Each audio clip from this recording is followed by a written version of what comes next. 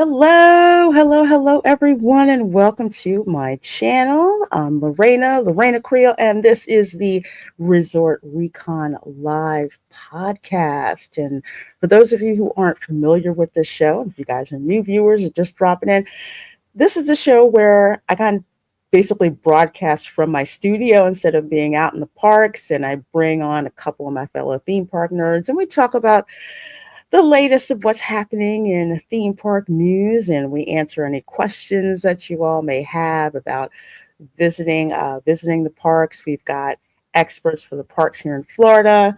We have experts for the parks on the West Coast when they're able to drop in, because this is quite early for them. So we're always happy to have them drop in when they can. But overall, the objective of this podcast is to inform you and have fun. We just give you the information. You guys take that away and do with it what you will. So what's on board for today's show? Well, we're going to actually show you some footage of the Christmas parade at Universal Orlando that started yesterday. So that kicks off the holiday season. Also got some amazing press photos of the queue for the Battle of the Ministry over at Epic Universe. That is going to blow your mind. And speaking of mind-blowing decisions that are beyond boneheaded, yes, we are going to talk about the news that dropped yesterday on a Friday of all days, that the Muppets are basically being kicked out of their own theater in favor of Monsters Incorporated. So we are definitely going to hit all of that on today's show. 21 of you guys in here, please do hit that like button, because make sure you're subbed. Make sure you're subbed, because we are 18 away from 9K. And once we hit 9K, I'm giving away that Epic Universe lanyard and lanyard pouch. So you do not want to miss that giveaway. So tell your friends, tell your family, tell your dogs, tell your cats. Sub to me. All right, folks, let's bring in my amazing fellow theme park nerds, Erica and Rob of Erica and Rob channel, and Ron Bradley. How are you all doing this morning? Good. I'm here. You're here. Mulling Black Friday. That's what. Kind of seemed like me. It's like, I'm here. Yes, in a way. In a way, I kind of did this podcast because, one, it's too hot during the summer, and also I don't like getting up in the morning if I don't have to.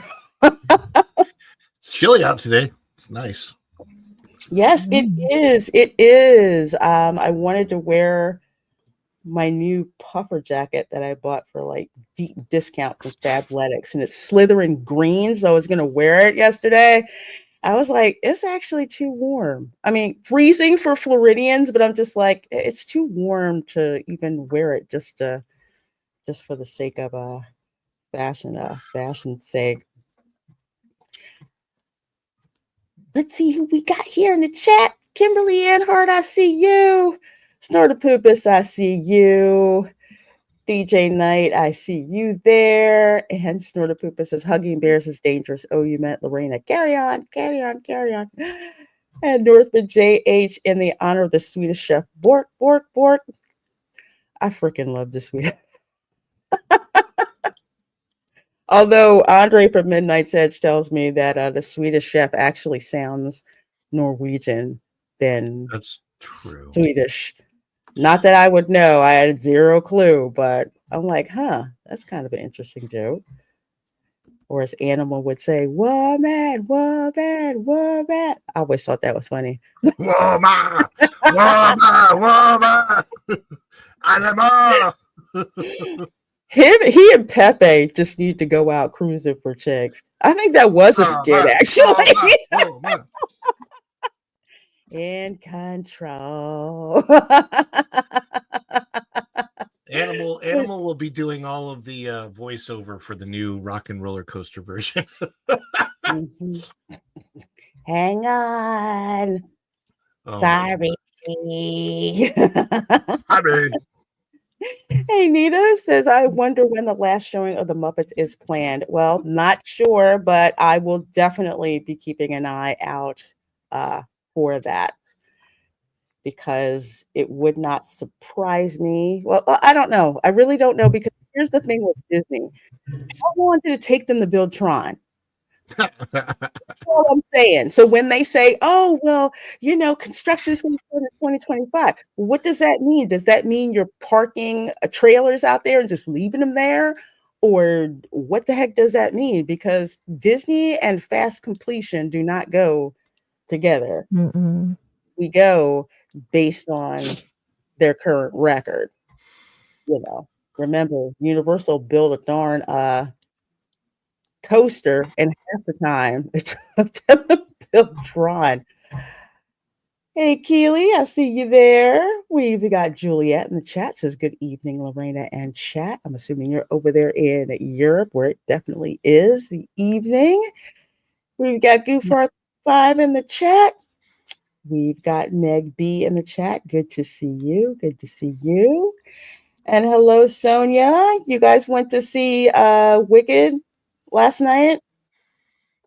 Yeah, my daughter loved it. She's a theater kid, so she's seen it on Broadway. I took her for her birthday, and although I will say the amount of money that I paid to do that, I definitely got more value than how much Disney tickets cost now. But we went, so she wanted to go. We went to the fan preview that was on Wednesday. So we went to that, and it was full of people, so much green and pink everywhere, and everyone had like a great time. For me, I didn't realize what was going on until the last song, and then I said, "Oh yeah, I remember. This is when I woke up in the theater before intermission." I missed the whole first part, as it was a long day. We had to take the train from Philadelphia to New York, and then I was exhausted by the time we did, but I remember the second part. Second part was good. Avarice Carmageddon, yes, goodbye Muppets. We are going to talk about all of that in relation to the Muppets. So some of these questions I'm going to come back to later on in the show. Oh, I have the screen. Wait. I forgot it's Saturday. Not long wait for Lorena to debacle the breaking stat news. The breaking news. Yep. Only thing I'm missing is a bowl of Lucky Charms. That's what we do. Saturday morning cartoons, a bowl of Lucky Charms. They're magically delicious. Yes, especially with unicorn mushrooms. I do like that. No, sorry. Unicorn marshmallows. I said mushroom. Sorry, I was playing Disney Dreamlight Valley, the new DLC last night. So I was picking up a whole bunch of like mushrooms and stuff that they had there. Let's see. Super panel. Hello. Yes. Here with my amazing friends.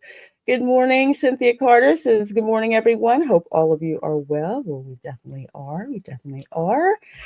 And I see Virginia there, who is Ron's lovely wife. So good to see you, my dear. Good to see you. I wish they would bring back the Muppet Show or even just run the seasons on Disney Plus. Yeah, you would think so, but honestly, it would make the Muppets that they came up with exclusive of the Muppet Haunted Mansion. That was actually pretty good. I was shocked. Mm-hmm. I was absolutely shocked about how good that was. I'm just like, who wrote it? Do they not have the older seasons of, like, with John Denver hosting and stuff back in the 70s, 80s? I don't think they at all, do they?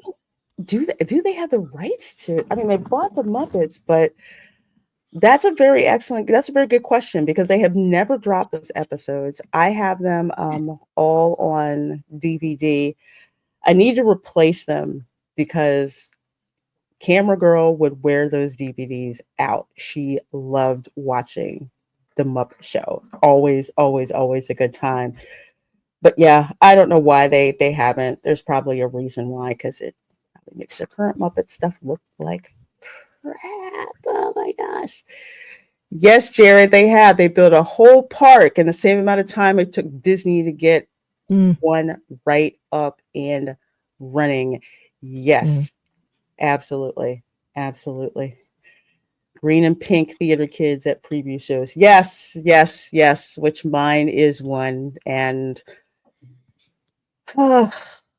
let's just say the movie was not made for me. It was made for all the people who love the musical Wicked, and on technical merit, they knocked it out of the park. So it was kind of weird when there's people around me and they're like, oh my God, that's how theater kids are. I know, I raised one. Oh my God, what did you see that? Yes, and the song this, and did this, and they sing it like this, and I sing in that key too. I'm a theater parent. I'm used to it. I'm like, I just cut the check. That's all I do. How much singing along with the movie was there when you're at your screening? Because the AMC's put out like a message, don't do this. So. Oh, I think they knew that they can really do that there. I mean, Camera Girl sang like really, really low in certain parts, so she wasn't really loud. So they kind of all knew. So you could kind of hear bits and pieces of people trying to sing, but it wasn't like straight up, I'm singing in front of a theater and I'm like at volume 10. It was more like 2 or 3 on certain ones, like maybe the first couple of bars, like Popular, definitely a couple of bars with that. Defying Gravity, what to say, near the end, they, like got up, but it was near the end of the movie anyway. So yeah. Funny thing about Wicked is it must have been very, very popular around 2007, 2008, because one of the first videos that I ever put up on YouTube on a channel I don't even have access to anymore. I'll be honest with you. I don't even know how to get to that video or to the channel because it was with an email address that I don't use anymore. I don't even know what email address it was. Anyway, I put this up there and it was to the tune Popular. And of course, back then I had no idea about copyrights. I didn't care about any of that stuff. But it was funny because it was either late 2007 or 2008. It was just a slideshow going back and forth of showing funny pictures of Barack Obama and Hillary Clinton only. And the idea was that Barack Obama was trying to teach Hillary Clinton how to get popular. And so I use that song, and it's just this funny slideshow. I'll have to send you the link at some point in time so you can watch it, but it's kind of funny. I think it's funny. That's hilarious. That is absolutely hilarious. The opening song, like I said, I remember when I saw the musical, I was awake for like the first 5 minutes. I loved the opening song. So it's like, oh, this is when I was still awake, fell asleep, and then woke up to Defying Gravity. Honestly, I'm getting the soundtrack. I love it. But yeah, that's funny. When did you see it on Broadway? The only reason I'm asking, a friend of mine was I don't know if you saw. Did you see what's her name? The 2 main stars, the original Kristen Chenoweth. Yes. Yeah. Okay. Yeah. Okay. And Idina Menzel. Yeah.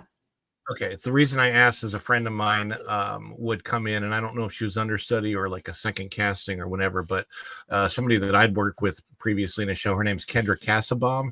She also played Galinda at some point in time on Broadway, and then was also with the touring company, and then went on to do several mainstay shows in different major cities. But that's kind of my offhand connection to that, is that somebody that I personally have worked with in a show was in Wicked on Broadway at some point in time. I know when we went, I think it was around 2009. It was literally at the height of all of that with Wicked, because we went, I think in September. I just barely was able to get tickets that weren't in the nosebleed section. I think we were in the mezzanine or something like that. But yeah, it was great. It was great. We don't seem to have it. Yeah. Yeah, there are 2 different. Noah Knox Marshall. Hey, says there are 2 types of music rights, and both must be tracked and compensated in the TV shows and films, especially with the music, because the Muppet Show had so many musical acts. Oh my goodness. Yeah, that's going to be crazy. You never know where the rights for that one went. I see Braylon Lee. Hello, Braylon. He's also a theme park nerd and looking forward to having him on the show next Saturday. Says at this point, Disney needs and has to rename from Disney's Hollywood Studios to a Disney's Imagination Wood Studios. Yeah, it's no longer that Hollywood theme that used to keep the whole park together. And it's a shame because I had such high hopes for that park, because at one point in time, that park was better than Universal Studios. I know, hard for some folks to understand, but it was. Time. Was. Yep. I mean, I granted, the Great Movie Ride was not my favorite ride, but what I wanted was to have it updated with a couple of like some more modern films and some older films that people hadn't seen before. So I was like, I would love for them to have updated it that way, because it was a really cool ride through film history in a way. And I'm a big film history buff, so it's like it would have been great, but I wanted to see something past the graded. I love the alien scene. That was my favorite. Yeah, that was great. That was awesome. Did you guys ever get slimed by it? Because we did. Yes. Oh, yes. yeah. That was like I don't understand at that point. It's like a rite of passage. When you think about the opportunity that they had to take this $70 billion Fox library that they just bought and throw that IP into Great Movie Ride and change it over to that, and then where the animation courtyard is now and Star Wars Launch Bay, that's a perfect location for Mickey and Minnie's Runaway Railway. It could literally the perfect location for it. And I still, to this day, will not understand the decision to turn the Great Movie Ride into Mickey and Minnie's Runaway Railway. I like the ride, don't get me wrong. I just think that they could have doesn't belong there. They could have left Great Movie Ride there, and an animation courtyard, which is literally called Animation Courtyard, put the original animation Mickey and Minnie. Hello, it's no brainer, but I think a lot of it started to happen when they got rid of the sorcerer's hat. I honestly believe that they got rid of the sorcerer's hat, and it kind of took like out the magic of the park with that whole like Hollywood theme. I really do. Disney shows are already defending this. Yeah. The cupcake crew is going to cupcake. I mean, they're going to do it. It's kind of like what happened with Tiana's Bayou Adventure until there's just no freaking defending this nonsense. But it's something else. It's the franchise studios park. Yep, it is. So let's get moving with the news. I see you guys here. Make sure you hit that like button. Make sure you hit that subscribe button. And I know Erica is going to love this piece of news, because this piece of news here is actually going to make me pull the trigger on a certain annual pass. So coming from Michael Mack, of course, you know who Mack family is. They actually have done the Stardust Racers over at Epic Universe, which is, I can't wait. I cannot wait to see that at Epic Universe. But IAPA, they just had the expo.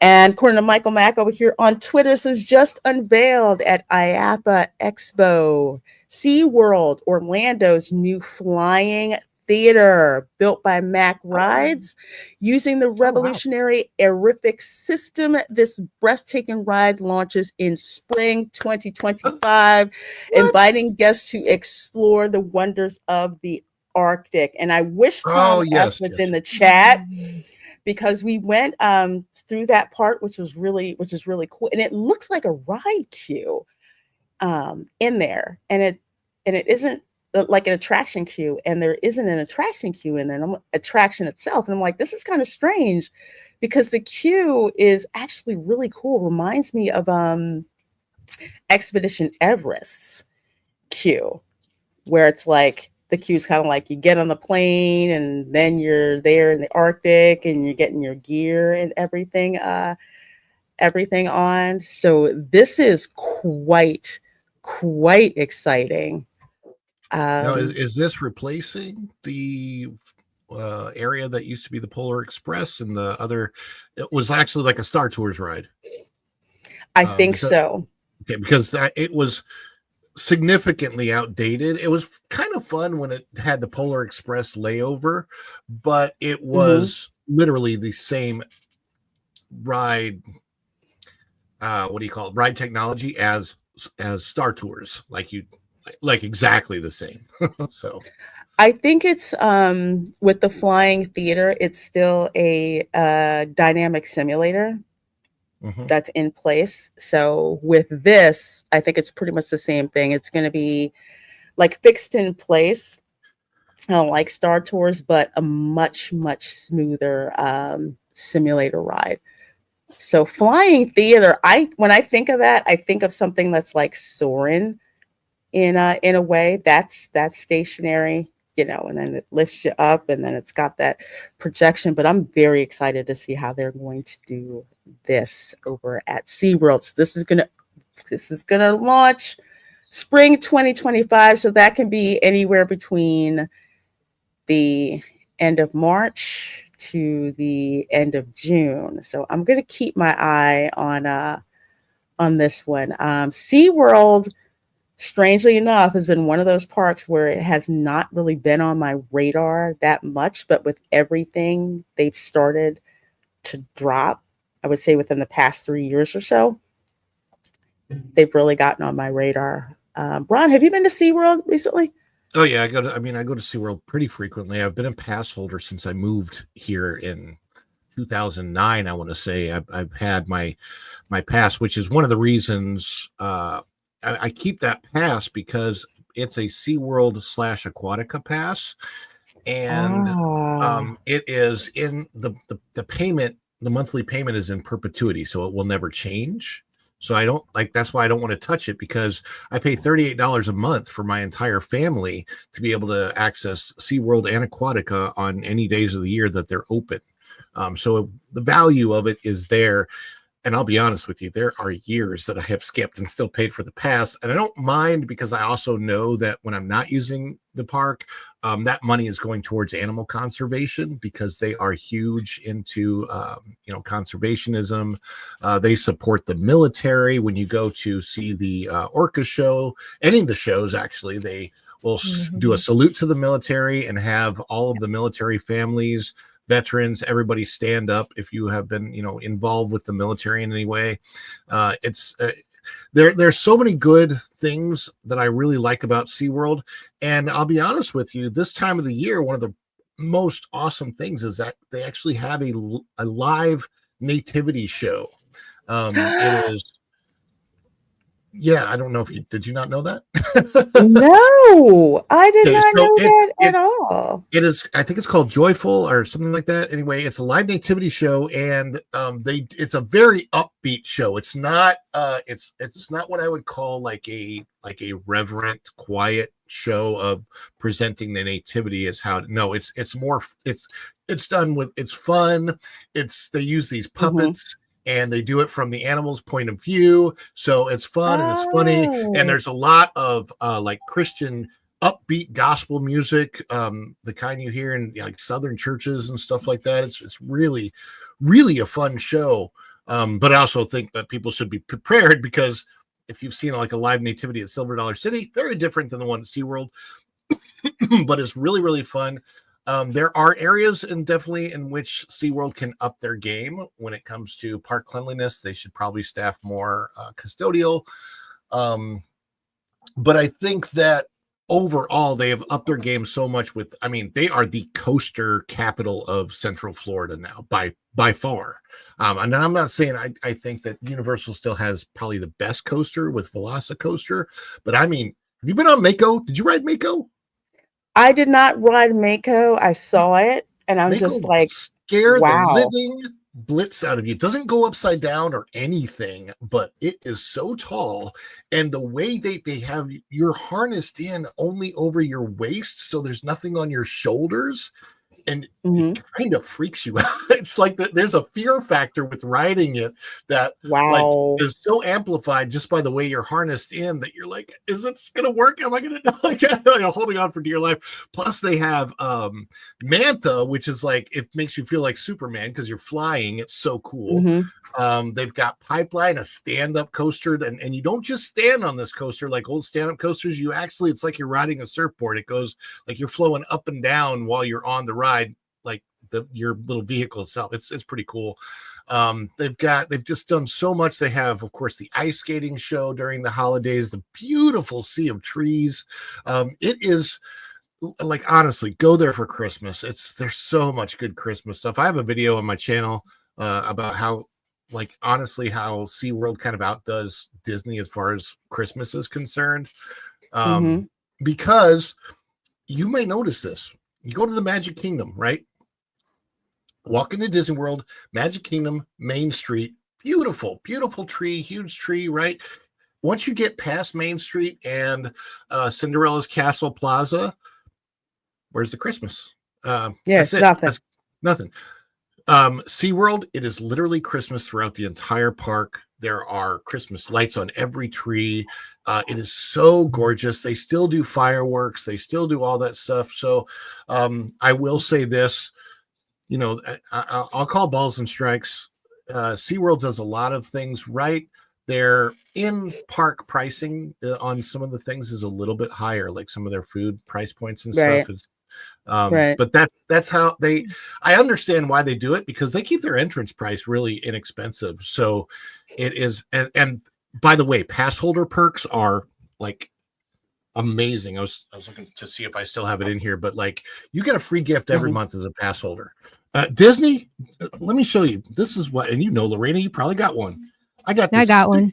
Stupid recipe card thing. Yeah, I got it. I put it over there. I'm like, oh, What the thank heck? you. Okay, you know, It went so to much. my sister's house. At That's the SeaWorld, address you we use. get every single pass holder in your family gets their own individual gift every month. And there's pass holder perks. I went there last month and I got literally $60 to spend on anything I wanted to in the park, whether it's food or alcohol or gift merchandise or anything like that. Literally, my pass more than like they paid for my pass more than double just by going on a certain day. It was crazy. Wow. So SeaWorld, Yeah. SeaWorld treats their pass holders with a great degree of reverence, honor, and I feel much more appreciated as a SeaWorld pass holder than I do as a Disney pass holder. And yes, I understand the differences, but I'm just saying that if you live here, I think it's very worth being a SeaWorld pass holder. Plus, it's Yeah. 15 minutes down the street from us. Exactly. I'm just like, it's right down there, so I might as well John Young to Central Parkway, definitely baby. That's check it. it out. Yeah. Yeah, We absolutely. do Right there. we do the platinum pass. It's honestly the easiest parks as a whole family for all of us to go. Like if I want to go with my sisters, because I got Mhm. one in like more or less the Tampa area. So we do Busch Gardens and I'm in town because it's in their backyard. And then the one more in Orlando, we do SeaWorld or Aquatica because it's in their backyard. So we actually get more for our money with the SeaWorld parks. And then I'm the only one. And if Raph or Christian are with me, like we do Disney, but it's just us, like the whole family. They Mhm. can't afford Disney. We're the only ones that do. Well, sorry, the other sister can because she's in the Orlando area. They've got that Monday through Friday pass. Yeah, they've Let's got see. really good stuff going on here at SeaWorld. And I just wanted to show this video before we move on to Epic Universe News. So this is for the brand new all immersive flying experience that they're going to have. Oh, That's there. So that's the camera that's a nice that they drone. use. This is, Can I oh my borrow it? gosh. This looks so cool. Gosh, where did they That's travel awesome. to? Is that in Antarctica? Did they travel over I there? Mhm. think, is that Wow. is that Antarctica or is that the Arctic? Is that the North or the South Oh, Pole? That's the Arctic, I Okay. believe. Yeah, because they do both poles Yeah. at SeaWorld, and that is Yeah. where they used to have the Mhm. Santa Claus meet and greet, and they've had it. Yeah, there's a Yeah, it's called the location inside Wonders. there. It's called Is the it going to be Wonders of the similar? Arctic. Will it be similar to Soarin'? When they say theater attraction, is that? That is what I Mm. am thinking, that it's going to be pretty much like soaring, but Yeah. I'm thinking that the mechanism might be changed somewhat, because Yeah. I don't know. I know I saw the Imagineering story, which is one of the very few things that's worth looking Yeah. at on Disney Plus, and they Yeah, I talk know. about how they came up with Yeah. the system to Right. literally, I believe they And said, like the a erector flying set. theater. The erector Yeah. set, like, hey, what if we just crank people up like this and crank people, Yeah. down like this, and we can save space. So I think this is We've exactly what it's going to be.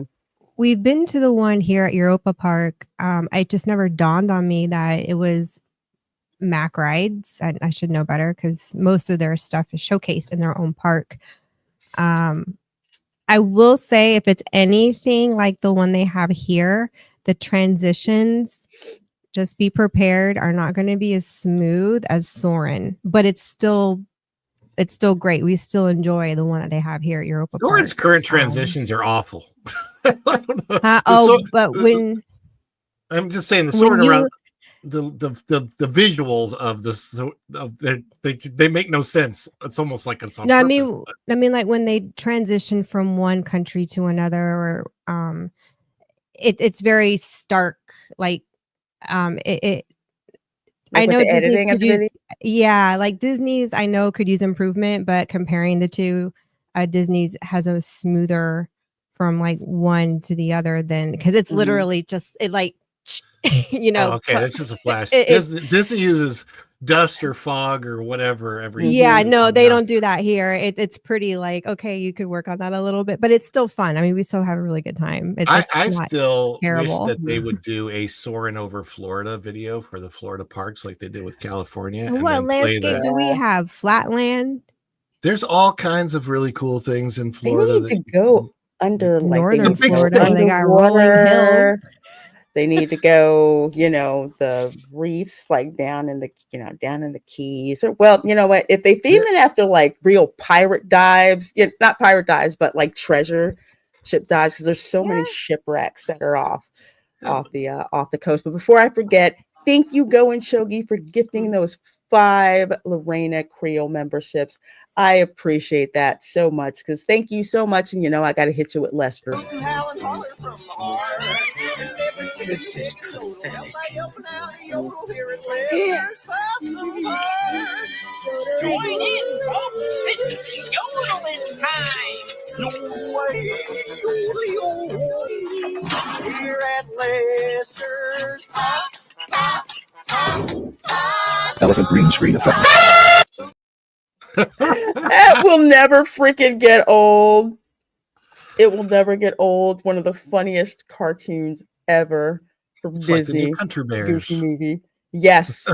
Yes. And if you remember that scene, like when they start to go into Lester's Possum Park, the jaws that open up, that's actually like the gator mouth at Gatorland. It looks like dead on dupe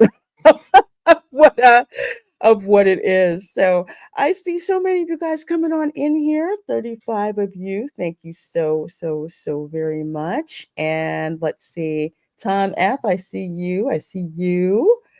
Let's see. And yeah, so let's roll on over to the next bit of news that I'm going to have to show with you guys, because I need you to be armed about this. Well, not really. This is pretty much a non-story anyway. Well, no. It's not a story that it's sold out for the 5 days of Thanksgiving week. Thanksgiving week is always crazy busy and one of the highest priced. I think only Christmas week is priced higher. The only news here is that with this Lightning Lane Premier Pass, it was at first only for deluxe guests. Now they've rolled it out to all Disney Resort guests. So should you choose to shell out the cash for this, make sure you prioritize what it is that you want to do, which park that you want to use it at, because the Magic Kingdom is the most expensive one.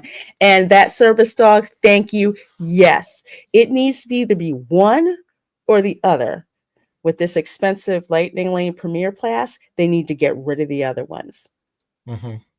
Because Yeah. the standby, I would, and I think and I hope, and I've speculated too, that is the direction that they're going. They're going to get rid of the multi-pass and just keep the Premier Pass, and just call it Lightning Lane Pass. That's it. You got, I mean, the reason they rolled it out this way is they're trying to not look like they're copying the obvious way that it works well at Universal. Yes. Yeah. We don't want to look like we're copying Universal, but we're totally copying Universal. Totally copying Universal. And yes, Go and Shogi, that's the other thing. Oh, so go ahead. Sorry, go ahead. Oh, no, I was going Shogi. Yeah, it's a good point. Yes, that is very much the point, because I could see like, oh, I'm spending 10 grand and you want me to spend another possibly 2 to 5 grand on top of that. That. And we'll just go standby. So it's like, let's roll it out to everyone else. I want to speculate too on this too. So now it's sold out for Thanksgiving. Okay. Yes. People, this is the big vacation, right? This is the huge vacation week, because a lot of people do this instead of Christmas so that they can get all their Christmas at Thanksgiving. So now they go there, they're spending this money, and all of a sudden the lightning lanes are 30 minutes long, 40 minutes long, 50 minutes long, because not only did they sell out the Premier Pass, which is extremely limited and very expensive, but they're getting in line with everybody that bought the $30 or $40 per person version. So people are spending literally 10 times less money, 1,000% less money than them. They are having to wait with in this supposed skip the line pass. So my question is, this week in particular, how many complaints is Disney going to end up with? It's going to be worse than last year, because last year at the same time, this is the issue that we ran into. Remember, I told you guys I was live streaming the Jungle Cruise. I think it was still the Jingle Cruise, same time last year. And we got into line. When we got in line, the wait time was 30 minutes.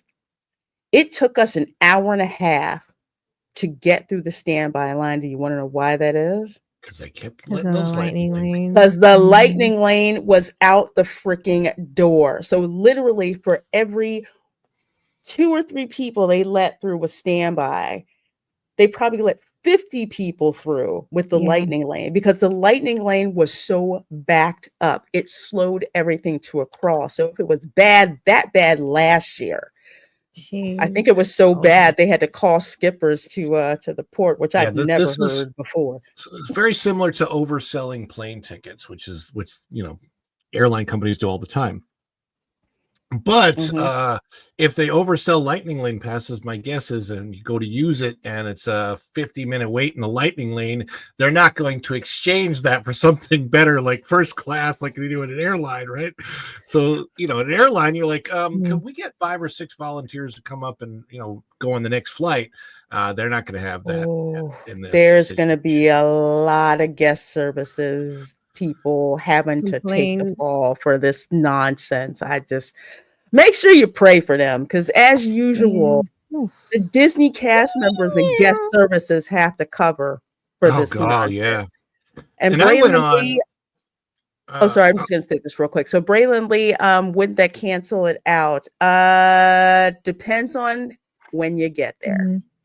If you are there at way before, like at 8:30, because technically the Magic Kingdom does open around 8:30 or so, but you can only get so far if you do not have the park, the 30, the lovely 30-minute early one. So yeah, the only way to defeat that is to get there if you have the access, to take advantage of that 30-minute window and plan accordingly with that 30-minute window. And frankly, I would do that rather than buying this Lightning Lane Premier Pass. It's, oh my gosh. I'm going to be in the parks this week. I think up until Wednesday, because after that I'm blocked out until I think like Sunday or something like that. Mm. Do you have Sorcerer's Pass, or do you have the next one up, like just the? Because there's 4 tiers. So do you have second tier? I have 4th tier. I have the bottom tier, but you have like second tier. I have second tier. I have the Sorcerer Pass, which used to let me in the park on New Year's Day. Not anymore. We started that last year where they blocked us out New Year's Day, because originally it was you got blocked out part of Thanksgiving week and I think Christmas week. That's like, okay, I could deal with that, not a problem. But they have slowly increased the amount of blockout time around Christmas and Thanksgiving, just to give a heads up. So it's going to be real interesting when I'm there on Monday and seeing how this Premier Lightning Lane class is going to be handled, because something tells me if you thought last year was a cluster. Well, you think, I wonder if anyone's going to vlog their experience on that. I'm just curious. Any folks out there with that kind of money gonna like has a YouTube channel? I'm just curious too. Some of them do. Certainly Molly. What is it? Who's Molly? Mammoth Club, right? Mammoth Club now. Yeah. Yeah, she usually does stuff like that. I mean, that's kind of what their channel is all about. Is like their channel is geared towards the people that have the most money and go to Disney. That's just like when I've seen it. That's what it seems like. But for me, this is every little bit of this is taking away Walt's magic. Walt. Like when the Magic Kingdom opened. 5 years after his passing, Roy opened the Magic Kingdom. His brother opened. I mean, you think about his brother. It took so much out of his brother that it literally killed him to open the Magic Kingdom. He died a couple months later. But I would imagine, being Roy on the day that it was dedicated, and thinking, wow, I wish my brother had lived to see this. We did it. We've got his dream come true. And at that point in time, it was only the start of the Florida project, right? It was right. And it was just that feeling, that magic, that initial, oh my gosh, this is exciting. I mean, I came in 1977. I was 5 years old the first time I saw the castle. And it was just that magic, right? And it stayed for a long, long time. And the stuff the company is doing now, it really, even up until the pandemic, the closure, there was so much good stuff. Fast passes were still free. Think about just pre-closure, just like March 2020, your vacation. Let's say that you were a vacationer the first week of March 2020. You got Magical Express. You got free Fast Pass. You got not just early entry, but like extra magic hours in the parks. Just think of all of the different benefits that you got coming then versus this. And it's like, what? How in such a short period of time, using one of, I think, the worst situations that you could as an excuse to do this, which was the closures. Which was because remember, it was Chapek who said, the pandemic has given us the chance to do things. Yeah, I mean, he said it, but I don't think it was his idea. Universal was doing something. Disney was just doing nothing. No, they were just sitting there. And with Universal, it's just like, we had to kind of they're stop scared out of their building ends on no Epic reason. Universe. But I still remember during the pandemic, they didn't lay off any of their people. They laid off none of their people. When they came back online before Disney did. And that's what to come back online. No reservations, but if you were a annual pass holder, or you were a hotel guest, whenever they would shut the park, like close the park to anyone additional coming in, you got to come in. Because I remember I stayed during the pandemic and I was a pass holder, and Mhm. The concierge at Cabana Bay said, well, as long as you're a hotel guest, so even if the park is closed to bringing other people in, you still get in as a resort guest or as a pass holder. So it was great. You didn't have to have reservations. It was more of, if you can get here before we shut the door, then you get in. And people were much happier with that. I remember I didn't even want to go to What was Disney the because when first I thing? did, it was crappy. Ugh. What was the first thing that opened at Disney? Do you remember? And I'm not talking about Disney Springs, but the first thing that opened at Disney was DVC. Yeah, you could Oh. come in, and I think it was Oh, two to 4 weeks before any of the parks reopened. You could, if you were DVC, you could come down and use your DVC points. We want to get you down here for DVC and use up your DVC. I mean, I just, when I think back on the whole thing, and of course I was a cast member at that point in time, so I went through all that of not knowing we were furloughed, and then we were laid off, and then I was brought back as a lifeguard, and then it was like uh, used and abused if you were a cast member. I was, and so I can say it, and because I know it, I went through it. It was let me put it this way. Everything that I went through during the pandemic and through that whole period of time as a cast member, and all of the very quick kind of just disgusting changes that I saw with my own eyes as a cast member shortly thereafter, there's a reason why I'm now on the side of criticizing Disney as much as I am, and they have earned every bit of that criticism. It's interesting because for those of us who were like on the outside looking in, and we saw like how cast members were, treated, I couldn't believe it. I was like, you just laid all these people off by email. You're not doing anything. Your CFO, I keep calling her Cruella, your CFO gets a multi-million-dollar bonus, but yet cast members are reduced to doing things on their own to help out, like, doing ways to like get groceries, like food pantry, all that stuff. But you get those multi-million dollars, people who had been on the payroll for decades, and you just fire them like that. That was some really nasty publicity. So you had people out here just like, you punish the very people who help create our vacations when we go, and this is what you do. It was horrible PR, and I still remember that, and I'm just like, that is absolutely disgusting. Go in Shogi for $4.99. Says, if you're going to punish your standby line, at least put some seating in. Yeah, I know that's right. Yeah. Especially since they're forcing handicapped folks into that line. Yeah, that's another exactly. thing.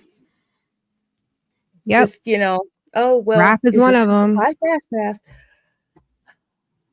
It's like we have to really watch it with queue lines now, because he had a surgery on his ankle years ago when he was active duty, which is partly the reason he was medically let go. And ever since that surgery, I mean, it's helped a lot, but he gets shooting pains, like a nerve that goes up his leg, and he will literally lose his balance, and there's no warning. It just comes. There have been times where it's like he's gonna fall, and it's unpredictable. It's so different the way Disney treats disabilities now. The new DAS changes are ridiculous. Yeah. And I mean, even the example of, and I know this is somewhat of an isolated example, but I, having worked in the food service there at Disney, I know what their standards are supposed to be as far as allergies are concerned. And now you had that situation where literally one of their restaurants, unfortunately, ended somebody with an allergy type of situation. And look how they treated that person. They gave them they did the opposite of helping to compensate that family. They said, no, you can't even do that. It's just like, it's what the heck happened to this company? Seriously. Well, what happened was, you have people who are running this, and they have no respect for the base that built this company. this company thrived on one making a hey Bonzo, good to see you, an experience that was accessible to pretty much everyone. And remember, again, back in the day, I remember Disney would talk about how affordable it was to stay on property. And if you did, this is all of these great perks that, that you would get. But now they decided they don't, not now, I'm going to say starting around, they were probably planning it in 2018. That was, again, the worst Disney trip that I'd ever had. And I could see like the cost cutting and stuff that was happening and going on. But they've shifted and decided, oh, we're going to go and run and chase, this 1%, or, forget the middle class people. We don't want poor people in our parks anymore. Pretty much it's like what I'm like, what it define is. poor.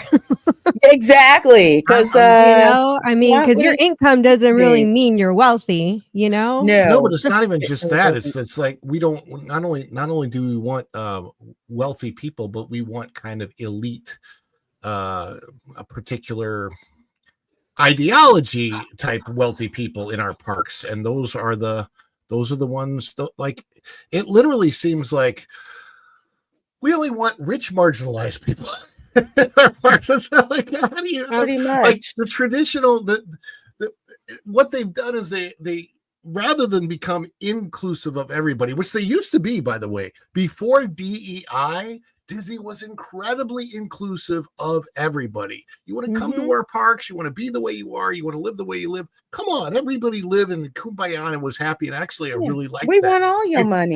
It doesn't feel that way now.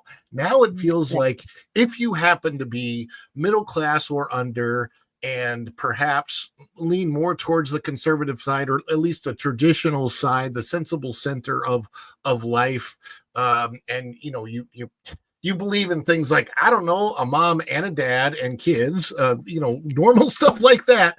That's like, they don't want you anymore. Even at Pirates of the Caribbean, they're putting an adult bar at the end of which, I mean, yeah, it's going to invite everybody, but they're putting a bar at the end of the ride. It's just like, things like that are weird. It's like, it's a weird decision. It's a very non-Walt type of decision. Right. It's huge Yeah, you're chance I want to telling me get there's a to. lot of non-Walt decisions that have been going Oh, on. I yes. mean, and now it's just they're being aggressive about it. Like before it was kind of subtle, and kind of slow, but now it's just like all gloves off, and they're not even they don't care. They're like, "Oh, we're doing this anyway, get over it." And it's just this tidal wave of craziness.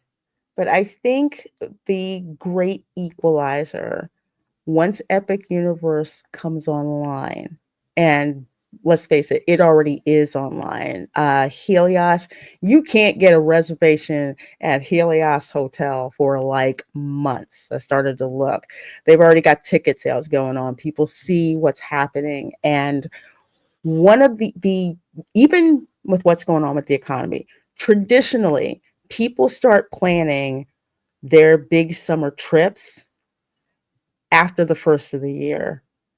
So that's when people start sitting down. They're like, do I want to go to Disney, or do I want to go to Universal? Let's take a look and see what's going on. And yeah, it's not worth it, Dan's Life at the Kingdom. I tell people, it's like you have to be very smart about your vacation dollars, and always ask, in whose best interest is it for X, Y, and Z? It is in Disney's best interest to get all that money from you up front and capitalize on your FOMO. But you don't have to do that. But Disney doesn't want you to know that. And that service dog, I'm so sorry. My son and I both canceled our plans to go down after the new year because of the changes to VAS. Yeah, it's disgusting, because Disney used to be the most accommodating to people with disabilities. Like literally, you were like a rock star, for like a better term, if you had a disability and you were visiting Walt Disney World. And now it's just disgusting. Pretty much. And I also haven't liked. There was a lie perpetuated about why they changed the DAS why they changed the way they're doing the pass now, which was the lie was that the lightning lanes were getting too filled up with DAS people, but that's not how DAS worked ever. It was just an It was never. excuse. It was never. I mean, so that like, yeah, it was. First of all, it's never been more than 10% of the people that's in the lightning lane. But the second of all is that a lightning lane is different. Lightning lane, you actually chose your time for, and you pay for, like blah blah blah. I mean, it's totally different thing than a DAS. DAS, you would walk up there, or you could eventually do it on your phone, and you would get a return time, which would be the same as if you were waiting in the regular queue, right? The only difference is that you didn't have to stand surrounded by people in that queue because of whatever reason your capacity wasn't able to do that. And now they have blocked out basically 90% of the people that actually do need that service are not getting it. And maybe even more, maybe 95%. They blocked a ton of people from getting the service who need the service. And I know so many people who have canceled their plans to go to Disney, or even changed their annual passes to go to Universal or SeaWorld or somebody else that's more accommodating to them.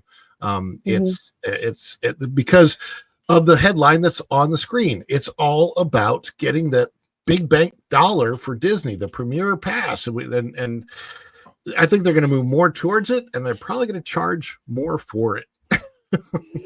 They probably will, which again is so disgusting. I remember, well, this was years ago when Camera Girl was little, because she's on the autism spectrum, high functioning, and I wasn't quite sure what to do with respect to disability access. And at the time we went to guest services, and they're just like, oh, okay, well, what accommodations do you need? It's like, well, if there's someplace quiet, we could wait or something like that. And they just wrote something out, and they just said, when you go to any attraction, just show this to the cast member, and you may have to wait a little bit to get in. And some attractions, they just sent us into the fast pass lane. In other attractions like Pirates of the Caribbean, we just waited kind of over at the side, and they just brought us on in, through the back. Granted, there was a point in time where she really didn't need it. We kind of just got it just in case. But as my daughter is very sensory seeking, she's the one telling me that I need to be patient so she can wait. And I'm like, oh, okay, fine. But we had it in case the lines were crazy. But that was a point in time where if you had an accommodation, Disney didn't treat you like they were doing you some kind of favor, which is the attitude that, that they have now. And it's a shame, because so many people I know who had disabilities would ask me, can I, is it okay to visit Disney? And at the time I'm like, yeah, they will take extremely good care of you. Now, I cannot recommend them at all. So moving over here to the Wizarding World of Harry Potter, the Ministry of Magic, Universal dropped these pictures of the queue for the Battle for the Ministry, British Ministry of Magic. And all I'm going to say is, doesn't this look a lot like the concept art that It looks better than the concept art. They delivered and then some. I wish you could show this with a very quick comparison of the original concept art for what we were supposed to get with Epcot World Celebration and the Festival Center, the 3-tier Festival Center with the garden top, versus the crap that we got. Because it looked good when they were gonna. I was very, very excited. There was going to be the Fountain of Nations was going to be replaced with a different fountain that had upgraded and newer special effects. We were supposed to get this really cool water light show combination at the end of the night at Epcot in that same fountain area. We were supposed to get this 3-tiered festival center with a garden viewing on top, so that you could pay for, like if you paid for a dessert party, you go, I mean, it was going to be spectacular. And then we're going to use an excuse that we don't have the budget to do this. And then they dumbed it down, but then they're announcing a whole bunch of stuff for other parks without improving the crap that they did at Epcot, which they could do. And this is what Universal is giving us. Universal is giving us the bomb, baby. It's so nice. It's gorgeous. Opulent. This looks just like the freaking movie. Oh my gosh. Everything. Literally, this is the queue. You see the ramps here. This is the queue. If you've It's a ever been to massive queue. isn't it? God, It is. we look like little ants in there. if you and I'll bet you envision there's people things in there, they look like tiny little people compared to those gargantuan walls. Gosh. and I'll bet you there's things in there that your wands are going to interact with. When you pay good money for those Oh, wands, those true. wands I never interact thought with of that. stuff, right? So, like, Yes. I always think the Galaxy's Edge, it doesn't even work right, but they want you to do something on your own cell phone on Galaxy's Edge. You pay $300 or $250 or whatever to build your own lightsaber, and you can't, and you have to put it away. Like, they actually make you put it away. You can't even take it out. It's just like it's mind blowing. It is, and in comparison, you spend $70 and the owl's sitting on mine. Spend $70 for a wand with an RFID chip, and not all the wands are the same, which is why I know some people who have several different wands because some of them just look so cool. It's like, I have to have that one. There's a collector's one that comes out every year. You drop $70 for a wand. You have access to over, I want to say, I think maybe it's up to 70, but at least 50 interactive wand stations where you can use your wand, and each one unlocks different things that you can see. And if you're Slytherin like me and you go down Nocturne Alley because you're just drawn to being in there, there's more interactive wand stations that are in there too. And you can literally not go on any attraction, but just do the interactive wand experiences. And how cool is it that even if you already possess a wand, it's going to work in the stations that are over there at the Ministry of Magic too. It's so cool. It's so cool. I mean, everything that they're doing over at, by the way, can we just say for the record that Universal is expanding their parks with a third gate on land that they did not own before, while Disney owns enough land that could encompass the entire city of San Francisco, and they're replacing things that people love. It just doesn't make any sense that this Universal is, I mean, I'm sorry, but in every way, shape, and form, Universal is outdoing Disney, at least in this day and age. They are. And the thing about Universal is, do you notice Universal will not acknowledge anything until they're ready to, even though stuff is going vertical, things are going up. I remember the Velocicoaster. It's like, we see it right there. How come you can't tell us that there's a coaster that's going up? And then all of a sudden, yeah, by the way, we got this coaster. Come over and check it out. They will literally have stuff in progress, working on it, won't say anything, and then boom, as soon as they drop that information, they've got the real thing that's happening to say, oh yeah, they dropped that news, and it's actually coming. It's actually going to be here, and there's evidence that it's out there. Not, we're going to create a villain's land. We're going to break ground in 2025. It's like, what? You're not doing anything. Universal seems to just let it sit there in plain sight and be the worst kept secret. It's like, we all see it. When are you gonna, announce it for real? I mean, this right here, if you go in Ollivanders, if you've ever been in Escape from Gringotts, just how themed everything is, it's like literally you're in the movie set. And I think this is actually an animatronic, one of the house. I think it interacts with Ministry people. elves. You think you can talk to people? Like, maybe it's got some kind of program where it'll like notice you and I don't know, just things like that cross my mind, because Universal is just so innovative, and it kind of makes you wonder if they have little secret nuggets in there and they're just not saying anything. I don't know. You know what, thinking. Erica? If not, I wouldn't be disappointed.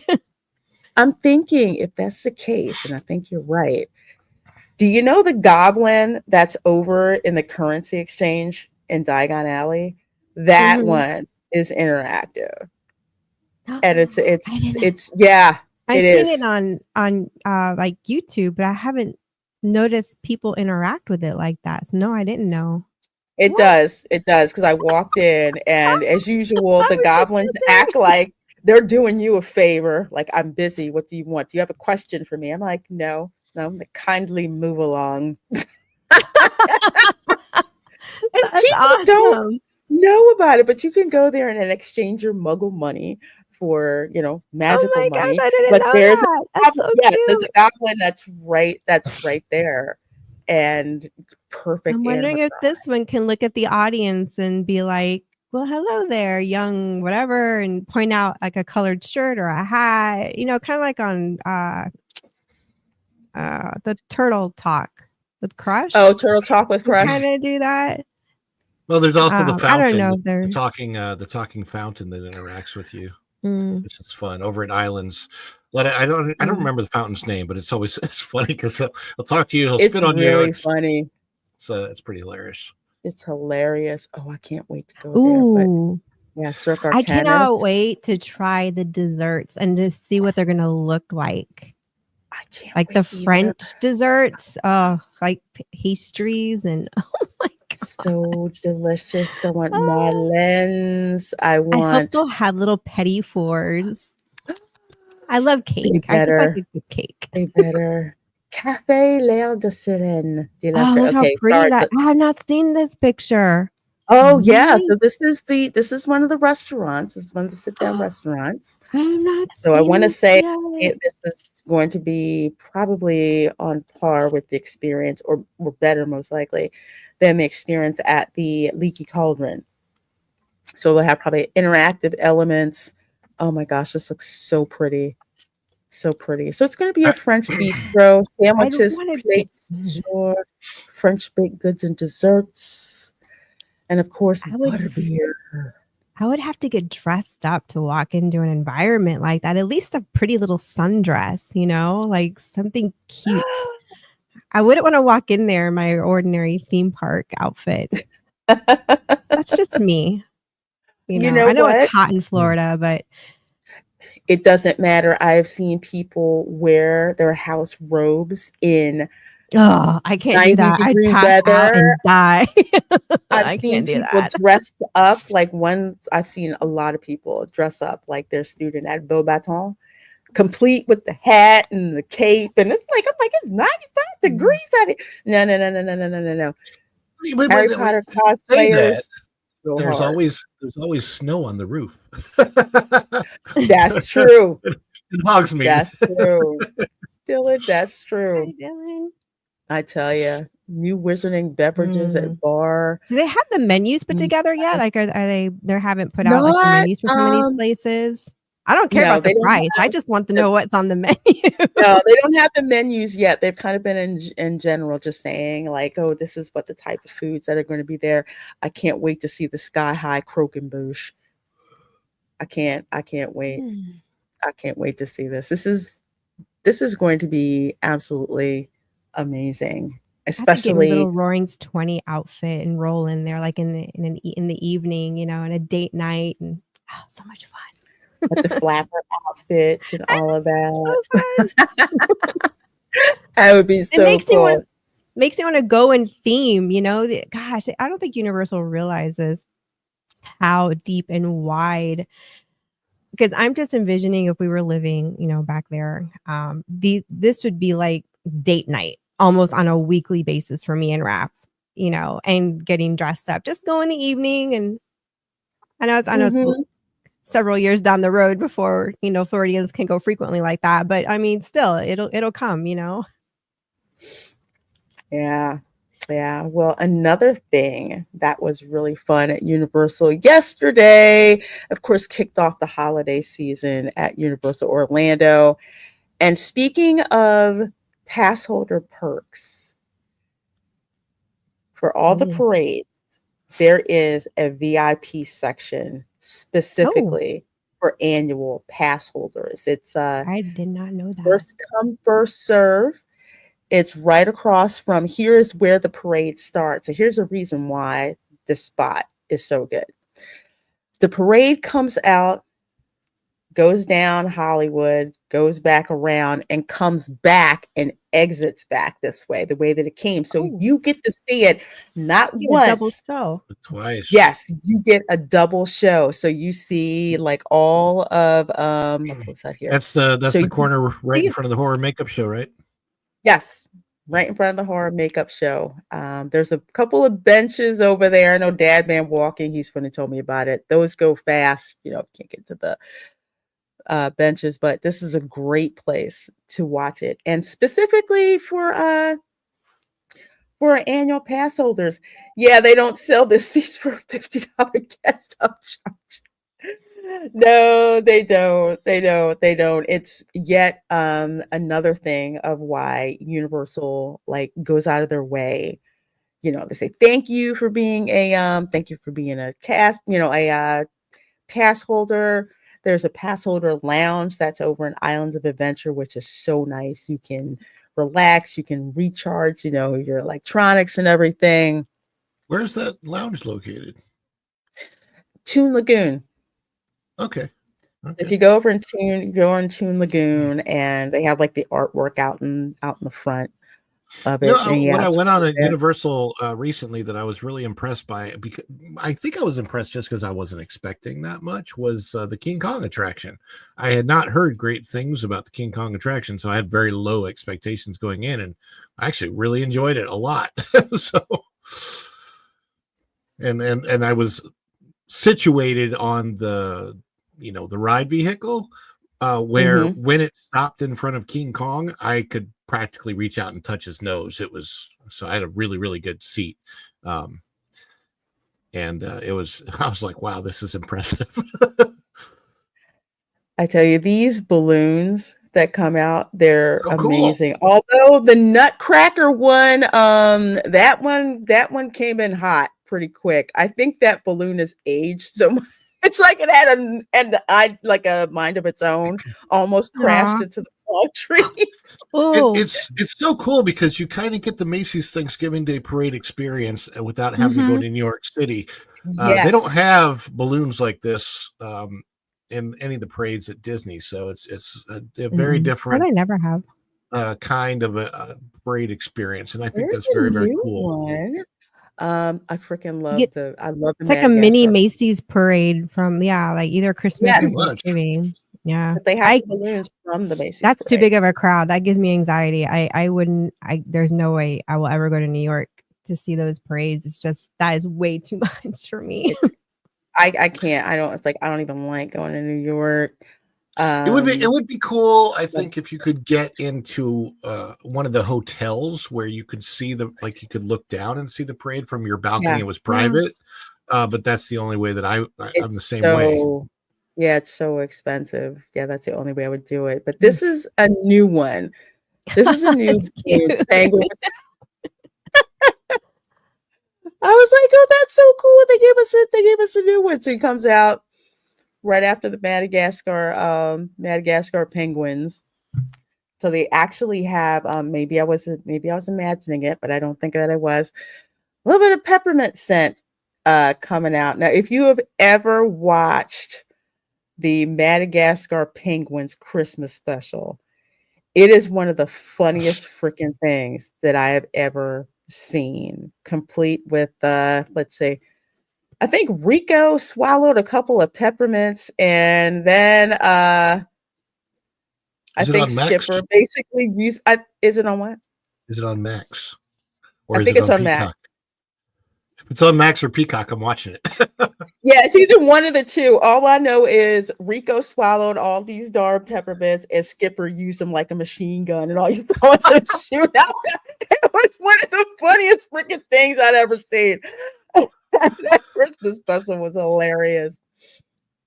Oh my gosh, it was great. It was great. But this parade is full of so much Christmas cheer, complete with the let's see. Yeah, this is the one that was coming in hot. Oh, okay. I think this balloon is kind of old. They were having a little bit of trouble. Maybe some wind. And I don't think it was the wind either. Wow. Both He's coming flying and high. going. Yeah, I don't know. Ooh. It may have been age. I don't know. But this was definitely the problem child. When I watched, I'm like, man, that one's kind of. Ooh. See, it was Yeah. turning When it's really turning. fast, Yeah. and I'm like, You know, wow. there's a thought that just came to my head that, there's supposed to be a new nighttime parade coming next year to the Magic Kingdom, and we haven't heard anything more about it since its announcement. I hope the heck it really happens because They need it so They badly really they do. need it. They for the really amount of do. money you're paying now. They need to and add, like, make and the money a Festival of little bit more worth Fantasy, it. I've seen Festival of Fantasy so many times. That parade is so outdated now, that needs they really need to revamp the daytime parade too and do a new one there. Because I'm looking at these parades and the amount of people and it's like these Universal parades are so, I don't know, it's just it They have they have weird. so many dancers, and then they have stilt walkers that come by. And my personal favorite, the chicks on the dresses that roll around and everything. They You know, have those. it's It is still just weird to me. There are obviously a lot of stilt performers in Orlando, right? There's got to be a ton because people train for you, right? yeah. How is it that they don't have stilt performers walking around in as the Navi in Pandora? I've never understood that. I mean, they use. That's a good question. I don't get it. I've seen them in downtown. I mean, yeah, Disney Springs. Keep saying downtown Disney. I have seen them in Disney Springs on occasion, but Universal seems to use them the most. Like, I love this. They come out. They got the long. SeaWorld does too. Oh, they do SeaWorld has too. a significant amount of stilt walkers. Mhm. So there are plenty of stilt walkers around. I'm very, very surprised that they've never made like just a couple of Navi that come out as stilt walkers. Something. They got nobody. There's no characters in Pandora. They had that one that came out with the machine mechanism thing. I don't know. It's just the land. That's all it is. I know a themed land.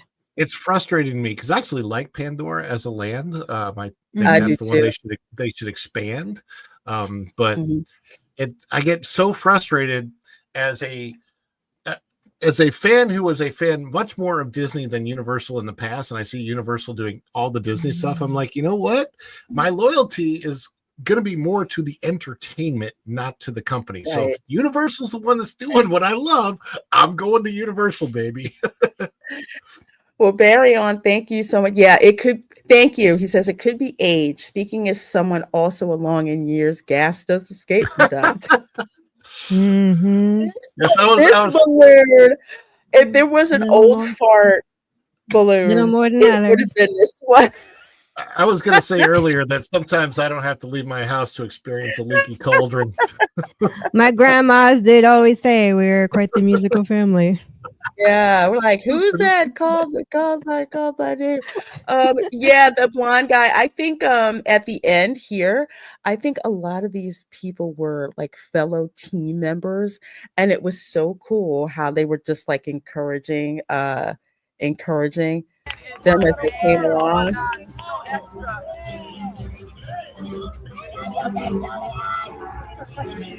They're literally other team members, just like, yes, you're almost done, almost done.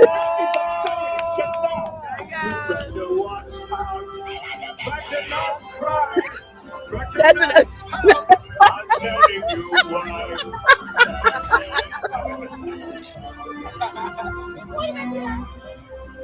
They were so much fun to like watch. They're like, almost done, you're almost there, you're almost there, you're almost there.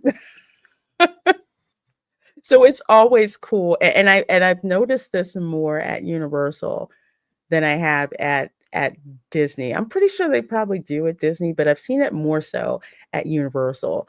Like during these parades and everything, like their fellow team members will be there, like hyping it up when they come by, or hanging out when they're at the end, and they're just like, yes, yes. It's fun to see, and It's I just love seeing that. That's because it's so much work when you have to do parades and you're running a parade route and doing all of that, and and you see your coworkers at the end, encouraging you, and this is just such a wonderful, fun parade that isn't afraid to celebrate the Christmas spirit. And also, I'm gonna say, Santa looks a lot like Cedric the Entertainer. they switch, which to me is funny because as a kid growing up in the suburbs, it's like you would go to one mall and there's a black Santa. You go to one mall and there was a white Santa, and at both malls it may be Puerto Rican Santa that day. And they just kind of like rotate, I definitely had that moment when your a parents don't have to tell you, yeah. certain little secret, and you figure it out on your own. Yeah. I know I had it when I was a little kid. There was one time that I definitely had a female Santa Claus, but as Santa. Oh. It was like maybe the mall was strapped that day for like regular guy called out. This guy, perfect Santa. Oh my gosh, he was a perfect. But I will say, whoever Universal has in rotation to have the role of Santa on the parade, they have it like dead on for Santa. It's just so much fun. I don't think you ever hear cheers from people at Disney World parades outside of party parades, and Universal's is for all. Yeah, Disney, the only usually people will clap and cheer for the person who has to go behind the horses and everything. Oh, yeah. Like, kudos to you. I know you should do that. We're here for you. Released him a crack, and Santa had an extra set of jingle bells for Ron that day. LOL. Yeah, this is the Santa. He's just so I love it. And they switch him up, and he's just so much fun, just having fun with it, no matter which Santa they pick. I like the used Santa to love. costume he's wearing. Isn't it great? It's nice. Yeah. I don't say that a lot about Santa costumes, but that one's really sharp. Yeah, they've got him like decked out. And it's great. So the parade runs right now, I think it's 5:30 Eastern. Unless it may change as it starts to get darker earlier and earlier, but just check the app. So it's 5:30. My suggestion, you want a good spot and you're not an annual pass holder, you need to get there about an hour or so ahead of time. Even if you are an annual pass holder, if you don't want anybody in front of you, you probably want to get there about an hour or so ahead of time. It is an amazing, amazing parade. I didn't get to stand where the tribute store is, because usually where the tribute store is, when the floats go past, it usually would like shoot out like glitter and stuff and everything. Mm-hmm. And snow. It's really cool. So I don't know if they do that this year. I'm hoping that they do.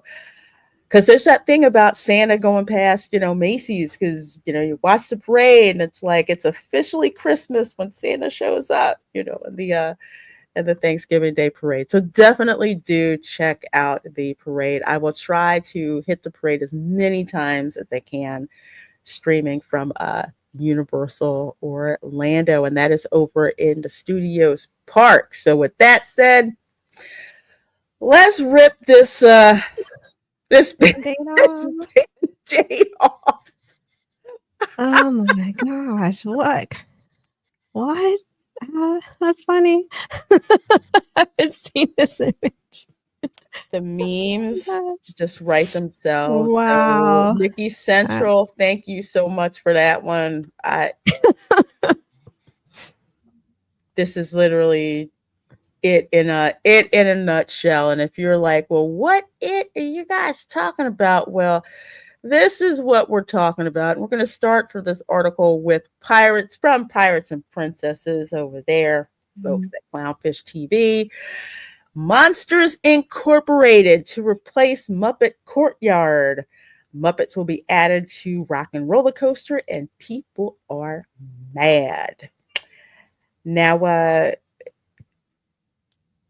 is it lost on anybody the fact that Josh D'Amaro did not have the guts to announce this at D23 in Anaheim, nor at D23 in Brazil? He wimped out completely. I mean, it's more than wimping out. This is obvious. I mean, they didn't announce that we're going to gut Rivers of America. They didn't announce that we're going to get rid of the legacy of Jim Henson. Jim Henson. Yeah, why are you're getting rid? You're killing Jim Henson's legacy. Waltz, they killed Waltz a long time ago. The very fact that at the Dreamers statue in Epcot, I'm sure Lorena knows this. If you've been there, you never see anybody in line to waiting for a picture with it. That's just sad.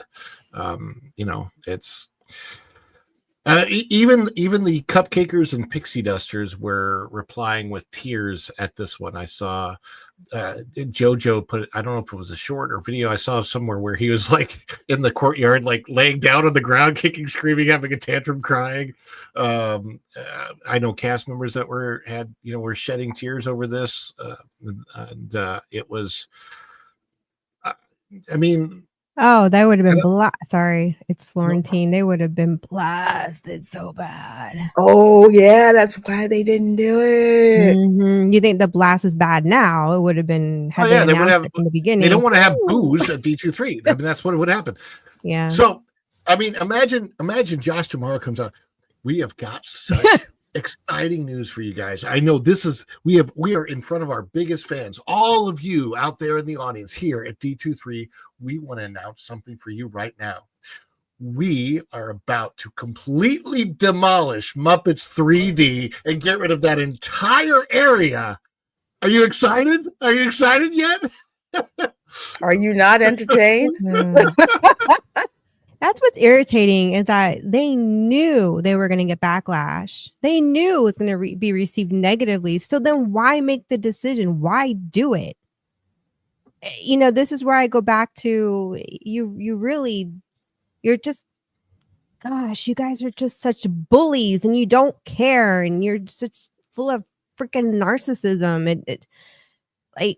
There's not enough words in any language to describe how just bad this is.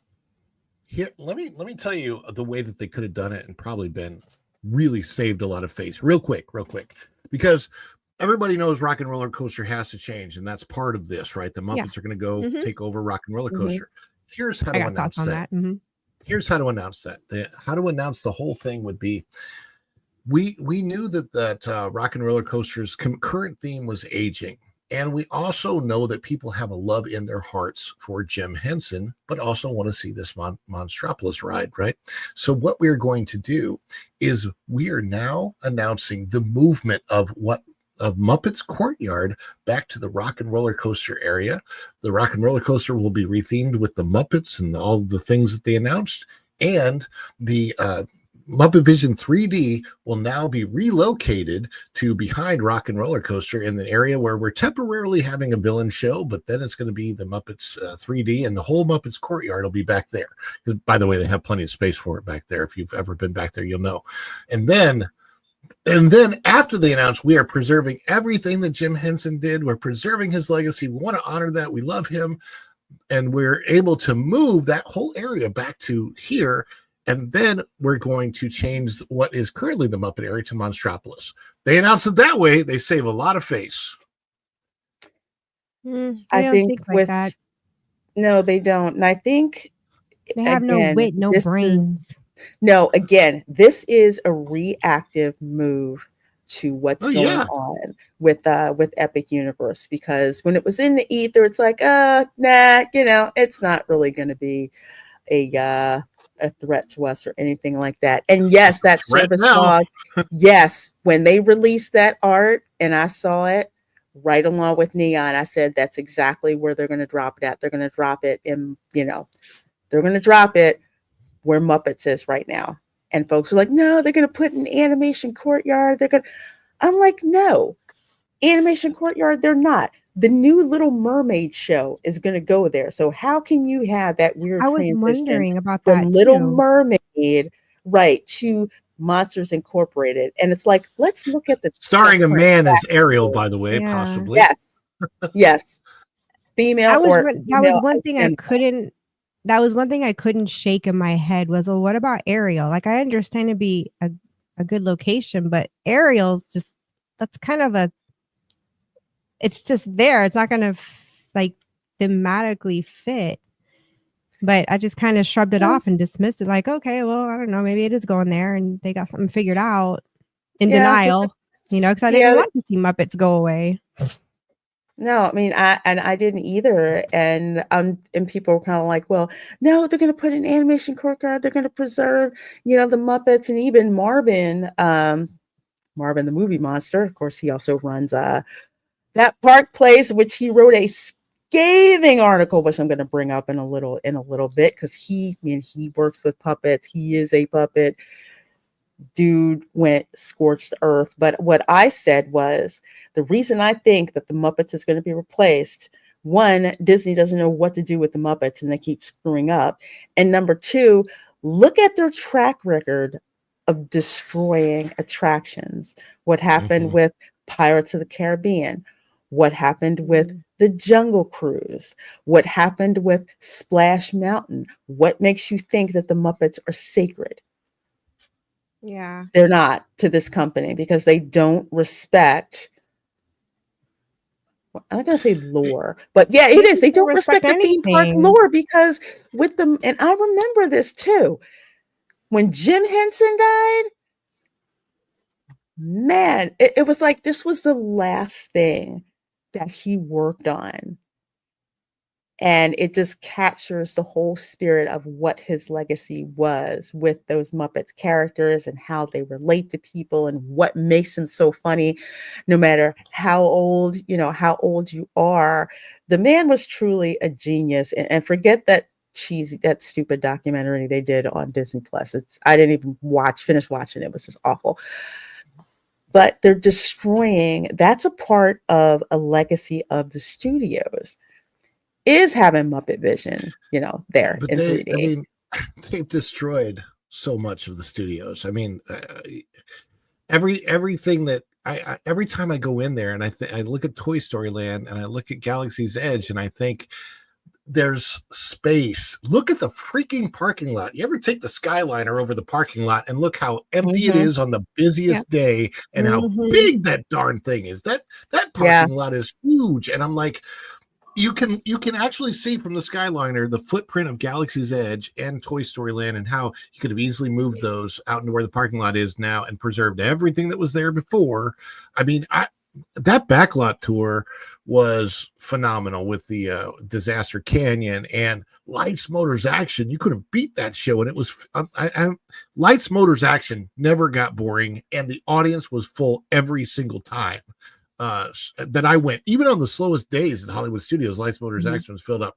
You also had, of course, the Osborne Lights that were part of the Christmas legacy, and it's, to me, and I have said this, Erica knows this, Star Wars weekends 1,000 times better than Galaxy's I remember Edge. those. I remember we would go and not even realize it was a Star Wars weekend. And oh my gosh, like the characters they had out and the makeup, costuming, and it was just like, I mean, you would literally be standing in line and a Grimorian guard would come up and tap you on the shoulder and stuff. Like, it was so cool back then. And I never got into it like that, but it was cool to see them there and out and see the guests that were really into Star Wars like interact. That was fun to observe. But yeah, it seemed a lot more Star Wars back then in that regard than even Galaxy's Edge, which is really sad. I mean, it's but Galaxy's Edge, the thing is with that, and I think I've talked about this on the show before, that was already planned to be original trilogy, and it 100% made sense, because when you go through Star Tours, you enter like you're on Endor, you exit like you're in Tatooine. And Right. literally what you were going to exit out into was into the streets of Tatooine. So you would have most likely Cantina, you'd have Banthas walking around, you had Jawas walking around. Like literally you were going to feel like you were in episode 4 of Star Wars. But Kathleen Kennedy decides, hey, we don't want to plan on that. We don't want to stick with the past. We want to go to the future. The future of the franchise is the sequel trilogy. I can I- only And you see where that imagine. got you. I'm still like, I think of the room of executives and writers and how small that must have been. Like it was in Burbank, right? And it was people with what, a party of 5 to 10 creatives who have no clue what the heck they're doing, right? Because their bubble is Hollywood, and they're thinking, well, we're competing with Universal. How do we make this different? And wait, what if people could create their own Star Wars story that was nothing like anything that they've seen in a movie? Who? What? I'm like, no, that's not what fans of a movie want. Fans of a movie want to feel like they've walked into the movie, which is why Universal is and will continue to be more successful at doing these themed lands like this. Oh my gosh, and you're 100% right. I can only imagine what the sentiment was and the disappointment when word trickled down to all those people on the project of Galaxy's Edge, all those engineers and Imagineers, and what the sentiment was going into work. Either they were, some maybe were excited, others probably not. It was not well received at all, because you had these Imagineers, because Star Tours was something that George Lucas signed off on, because the first Right. instance was out in Disneyland. And then we're just like, are we going to get in Disney World? And they brought it over here in Disney World. And George Lucas specifically lauded how well the Imagineers took his concept and built this attraction. And it's like night and day between Galaxy's Edge. And when you go over to Star Tours, you see like the scale of how everything is built. You've got that big, huge AT-AT that's up there literally to scale, from what I understand. You hear the John Williams score, which is what you do not hear over in Galaxy's Edge. And you walk into Star Tours and it's literally, like you're in a starport. And it's just everything about it is themed so well. I remember back in the day when you exited Star Tours, you couldn't move around Tatooine Traders because there were so many people trying to buy merchandise. And if it was the weekend after the last Star Wars weekends, you're trying to get them any merchandise that's been left over from there, and you're just like, I need this. It's like you couldn't walk around because there was so much merch and so many people in there. And it's a ghost of its former self now. And they could have made a ton of money off the original trilogy, but they didn't want to go with that. They wanted to go with their new stuff. Well, the new stuff pretty much ignored the old stuff for the most part. And that's what I've heard people say when they're walking around Galaxy's Edge, just like, where's all Star Wars at? This does not look like Star Wars. I've heard this repeatedly from people. I'm like, I don't freaking know what this is. I have no idea what this is. And I don't think they understand that when you take away legacy things like this, you not only destroy that fan base, but all the people downstream from that fan base. Because Ron, and I'm pretty sure Ron and Erica, you guys can verify, at Star Wars weekends, you had people there with their kids, with their grandkids, and were passing that love for the franchise down. People planned out for my oldest plan in son. advance. My oldest son, who's now 22, I think when he was 12 or so, we were in the parade. Remember the 501st Legion would lead the parade, and you had like all the characters, like the Star Wars parade. It was the coolest thing. You saw a Star Wars parade with like every single Star Wars character, the Emperor, everybody, right? And So we were sitting there. My son had his Jedi costume on, and the cast member came up to us and said, "Well, young man, like whatever, talking to us, and then would you like to be in the parade?" And we're like, "Yeah." So we actually got to do that. It was one of the coolest experiences of our lives because they you go backstage, they line you up, you come out, and you come out like in front of the what's going to be the rest of the parade. Oh my gosh, it was so cool and so fun, and we were so into it. And that's when you'd see Darth Maul and Gromorian guards and Darth Vader and Boba Fett, and they were all walking around. And it was literally, and of course, also celebrities came out. The young kid that played young Boba Fett, his dad Jango Fett got his head cut off. Daniel something or other. Daniel Logan. Daniel Logan. My gosh, we got to meet him. Super nice guy, super nice kid. We got to meet him, and I mean, it was like when I think about it now, I get excited about it and wish I could do something like that again. And Disney has taken that experience away from us. They have ripped that away, and it was something that it was so easy for them to give. Probably cost them less money because they had a lot of people coming in just volunteering their time with 501st. So I would imagine, and they did fun things. They had like the Star Wars dance-offs, and that's where you see Darth Vader come out and doing dancing and stuff, and they put the stage out front, and oh my gosh, it was so much fun.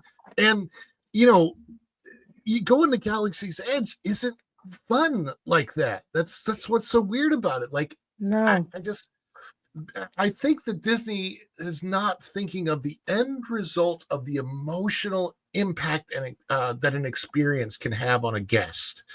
And if they were thinking of the emotional impact an experience can have on a guest and that guest's children, that they will pass on to them and say, hey, that it would be a different school of thought, because hey, now you can make money now and in the future. Guess what? But they're not. For some reason, they're not thinking about that anymore, because now I can tell you neither one of my sons have any interest in Star Wars whatsoever because of what the company did to it. Exactly. Yeah. And one of the things that that I've been telling people, and I've heard people say, oh, well, Muppets, that's, they're kind of old. The kids aren't really paying attention to it. And So whose fault is that? Monsters Inc. is more modern. And it's just like, wait a minute. That's Disney's fault. Disney's the one that has put the Muppets on the back burner. They've done nothing with that IP, nothing to, for parents to work with, to pass that down, on to the next generation. So that's on Disney too. They've just done nothing with it. So no wonder why you have two generations of, young adults and now kids that don't really know who the Muppets are. And it's like, well, because you've done nothing other than, unless the parents are going out of their way to watch the old movies, and show their kids, what they can show them. But Disney has done nothing to promote the Muppets and make them relevant. This reminds me of something else. And we're going to actually get to this article in that Park Place. There's the Muppets, the Henson production. And then there's Children's Television Workshop for Sesame Street. Those are two separate licenses. When I was at SeaWorld a couple of weeks ago, Tom F. and his wife were so gracious to host me. We made this turn, and I'm just like, oh my God, we're on Sesame Street. And wait a minute, there's Hooper's store. And wait a minute, there's Oscar's trash can. And wait a minute, there's this over here. And I'm just like, Did you see Big Bird? No, I didn't see Big Bird that day. I was kind of mad. I didn't get to see Big Bird, but the whole set, literally, it's like you walked out and I'm like, I'm on Sesame Street. And I'm a little kid again. And that's something it's been around since like 1960 or so. And the kids know who Big Bird is. They know who Oscar is. Unfortunately, they know who Elmo is. I don't know Elmo. And you know why? Because Sesame Street's still going strong. You can still show it to your kids. It's not canceled, hasn't gone anywhere. So if your kids can still get into Sesame Street, then Disney, guess what? Kids can get into the Muppets. And in case you didn't know, if you've forgotten, aren't they all Jim Henson's Muppets on both sides of the aisle? Yes. Yes, they are. Yes, they are. Golly. And Talk for about crap for me, brains. it's just like, oh my gosh, it blows my mind because the Muppets were like that offshoot of Sesame Street because Kermit appeared in episodes of Sesame Street, especially as like the weatherman. I thought that was freaking hilarious. But like as a kid, like my parents couldn't afford to send me to preschool, so I would watch Sesame Street. Like with the Philly affiliate, I watched it like twice a week, twice a day. And then there was like a New Jersey station. I watched it like twice a day.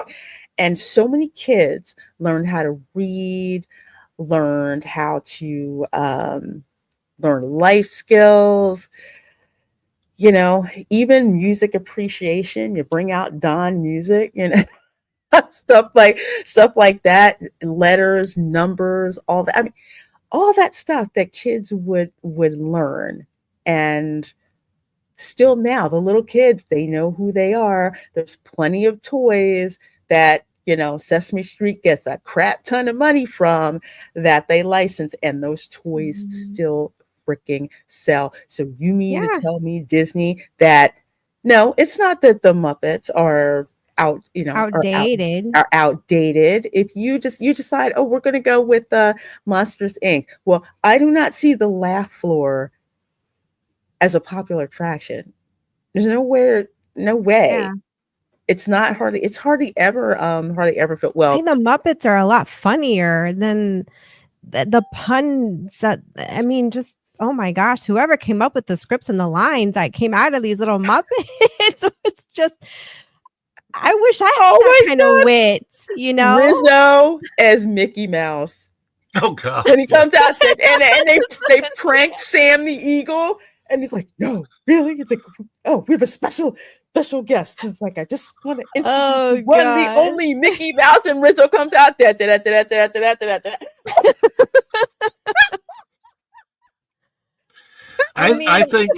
think that the reason they're getting rid of this is because of Sam Eagle going, a tribute to the nations of the world, but mostly America. Did he say it was like a 5.5 hour extravaganza? Kermit's like, you got a minute and a half. And then to make matters worse, they're sticking, Muppets that's supposed to be for all ages, and particularly kids, because they're Muppets. But parents can enjoy them too, because like I said, they always had this wit about their comedy that, the parents would kind of get, maybe the kids didn't, but it was appropriate. It wasn't like, so, it wasn't inappropriate for kids either. And they're sticking it on a roller coaster that's such a niche audience. Little kids can't go on a roller coaster like that. You had to be a certain weight and height requirement. What if, and then that's not including the disabled or people with medical problems that can't, or people that just have phobias. Not everybody likes roller coasters. Like, I'm sorry, I get they're popular, but there are quite a few people out there that are terrified of them, and you can't pay them enough to go on any roller coaster. You could have created a dark ride for, the entire family to enjoy, something like the Muppets. But here you've created an attraction where now you've got a mom or a dad having to sit out with a child, or mom can't go because she's got a medical issue, so she has to sit out, but the rest of the family can go. So you're splitting the family up. Oh my gosh, like the way it's just being cut up, it just chopped into pieces. Muppets is for all ages, not just for, a specific crowd. And I get on a roller coaster, I get it could be funny and cute, but they didn't think thoroughly on that. They didn't really sit on it and let it sink. They just went with an emotional decision. Oh, great, fun, and went with the excitement instead of, hey, are you sure this is a good idea? Because let's think about this. Nope, they don't care. Especially again, and to bring up a point with the Rock and Roller Coaster, that is a slingshot launch. So literally it feels Mhm. like you're being, like you're taking off in an F-22. I think Mhm. it's got at least 3 inversions Yeah. that are in it. So again, little kids who may want to ride this are not going to be able to. That's Disney's thing of, a And then who's thrill going to want to buy the coaster. merch? Are kids Yeah. actually going to? I mean, you've already wasted the IP by not keeping it alive the way Sesame Street has been kept alive. So it's your fault that 2 generations don't really gravitate to the Muppets. That's not the generation's fault, because they all liked Sesame Street. How many generations have grown up on Sesame Street, like you just pointed out? So there's no excuse there. And None. now, None. you've got. I lost my point because I was just ranting. Yeah, you're right, Jeremy Heath. Yet another child swap ride for a family attraction. It's ridiculous.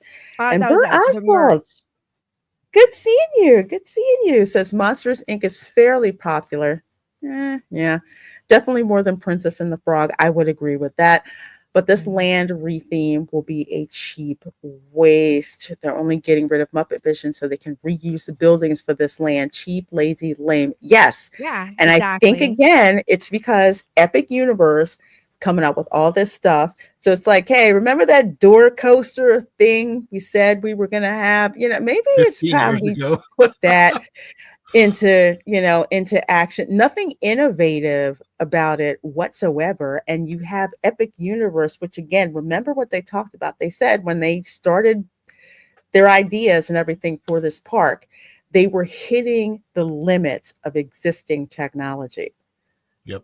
So they had to up their game with respect to the technology in order to deliver experiences that their guests had never seen before. They were forced to do that. That's something else. When you hit the limits of current technology with something, that takes a leap of faith and funding to do that, where it's just like, okay, if you could do whatever you cooked up, what would you do to advance the technology to get to that point? Like, for example, the Burning Blade Tavern, those blades set on fire, I think, like every quarter of the hour, the blades like light up. There's electricity that's over the mansion over in Dark Universe. There's so much stuff that's doing. They got Yep. flying I was gonna dragons. say they have flying dragons over there. They're The same flying thought. It's like, freaking dragons, and they're going to be blowing fire and stuff like that. Things that you've never seen before. It's like a door coaster. Really? I mean, it's almost. I'm pretty sure we've been on something like that before. I can't remember the particular attraction. I'm trying to think but one where you're kind of like in a little rocking seat or whatever, and it's not a Kuka arm either. No, no, that's actually pretty freaking cool. That's actually pretty cool. Yeah, this door coaster was a scrapped idea from when I was 7 years old. Exactly. It's like you just dust this off and then just say, well, this is what we're going to do. And here's the concept art. But again, what has Disney given us where the concept art, what they gave us, was nowhere near the concept art? I mean, it's also, if you notice, the attraction is not in any of these buildings. The attractions is in the blank area. So right now, you go down to the end of the street where Muppet Vision exits, and there is a wall there that walls off an area that used to be open to the public. As a matter of fact, there was a Cars meet and greet back in that area before you would go around the corner to the entrance of Lights, Motors, Action. So there's that space. That's where they're going to put the actual roller coaster attraction for this, that I can tell from the concept art. All of these other buildings are still there. What are they going to be used as? What's this theater going to be used as? What's Pizza Rizzo going to be used as? What is Mama Melrose going to be used as? I'm very, very curious as to what the rest of Monstropolis is going to be. I think they're going to come up with Harryhausen's. I bet you they're going to break after the first cleaning. Yeah. I Pretty think they're much, going to put in a Harryhausen's, which is, again, Disney and execution. Harryhausen's would be freaking awesome if they did it and if they did it like it shows up in the movie. But I don't know. Again, Disney and execution, who knows? So I'm guessing they're probably going to throw like a bunch of gift shops. They're going to give us, Harryhausen's. They're going to put like that stage show. They're going to reuse the same building that the Muppet Theater is in for some kind of show. It's like, what kind of? Oh wait, I think I know what they're going to do. Remember the end of Monsters Inc., where they were doing that play, put that thing back where it came from. Or so help me. How much you want to really? bet that's what they're gonna do? I bet you It was that's what they're gonna terrible in the do. movie. Why would you want to turn that into a live show? Oh gosh, I'm not gonna see that. I would rather see a live action version of Pig in the Polk with the Griswolds. My Dance Life at the Kingdom. Best thing Disney is really good at is not matching the concept art. Monsters Inc. exactly. Not going to match it, so swipe left. Yeah, I'm inclined to Yeah, agree with you too. That's a yep. If this And was then Disney the amount, 15 how long years is it ago, gonna take? maybe. Exactly. How And long then is it how gonna long is it take? gonna take to build Is up? it going to take 5 years for them to build it, or Well, what? I still don't understand. You have scrapped ideas, for example, at Epcot. You still don't have a play pavilion. You still don't have a Mary Poppins ride. They're not redoing Spaceship. Or I like, will why? say on the Mary Poppins ride, I'm kind of glad that ride got. Ooh, I mean, it was going to be they teacups could. again. Yeah.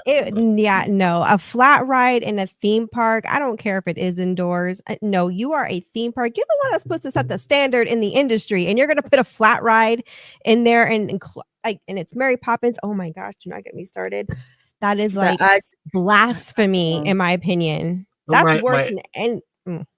I mean, my point is that if so, this is Disney's track record for the last few years is concept art that looks nothing like the reality and concept art that doesn't even begin to come to fruition anyway.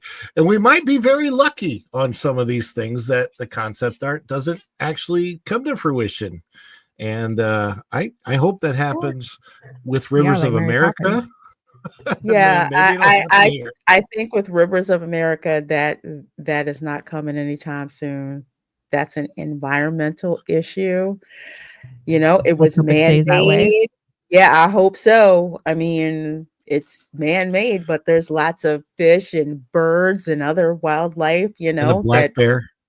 Yeah, and a black bear. So you can't forget that.